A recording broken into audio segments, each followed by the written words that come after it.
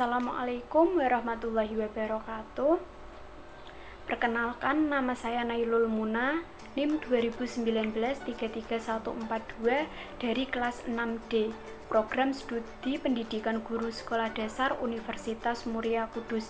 Di sini saya akan menjelaskan tentang perspektif global dari visi IPTEK.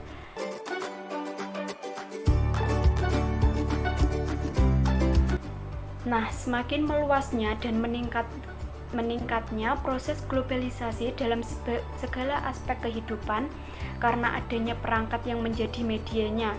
Perangkat tersebut meliputi perangkat lunak seperti ilmu pengetahuan dan teknologi atau IPTEK, serta perangkat keras yang meliputi alat transportasi dan komunikasi. Perkembangan kemajuan pemanfaatan perangkat keras tidak dapat dipisahkan dari perkembangan kemajuan dan penerapan IPTEK. Demikian juga sebaliknya, di antara perangkat lunak dengan perangkat keras terdapat hubungan fungsional yang saling mempengaruhi. Teknologi tersendiri yaitu penerapan pengetahuan dan ilmu pengetahuan untuk mengembangkan pengetahuan tentang cara pemanfaatan sumber daya alam atau SDA untuk memenuhi kebutuhan tertentu. Ilmu pengetahuan erat hubungannya dengan teknologi. Dalam kehidupan sehari-hari populer disebut IPTEK. Selanjutnya, dengan menerapkan pendekatan perspektif budaya, Alvin Toffler dalam bukunya yang berjudul Gelombang Ketiga pada tahun 1980 mengungkapkan 3 tahap perkembangan. Ikhtisarnya secara singkat sebagai berikut. Yang pertama yaitu gelombang pertama. Ribuan tahun yang lalu telah terjadi perubahan besar dalam bercocok tanam sederhana menjadi pertanian yang lebih maju. IPTEK pertanian yang lebih maju dari periode sebelumnya telah diterapkan dan dimanfaatkan. Saat itu terjadi revolusi hijau. Dan yang kedua yaitu gelombang kedua. 300 tahun yang lalu, tepatnya abad 17, dengan ditemukannya mesin uap, mesin pemintal kapas, proses produksi di sektor industri cepat meningkat. Perkembangan, kemajuan, dan penerapan IPTEK di bidang produksi dan industri telah terjadi lonjakan, sehingga periode dikenal dengan revolusi industri. Dan yang ketiga yaitu pada abad 20, kemajuan IPTEK elektronik maju dengan cepat. Radio, TV, dan telepon maju dengan cepat, termasuk penerapannya. Melalui media elektronik ini, berita dan peristiwa cepat tersiar ke seluruh dunia.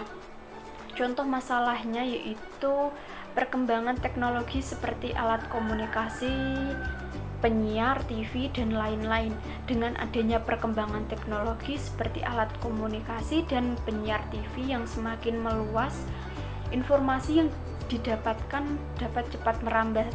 Oleh karena itu, pada abad 20 telah terjadi revolusi informasi.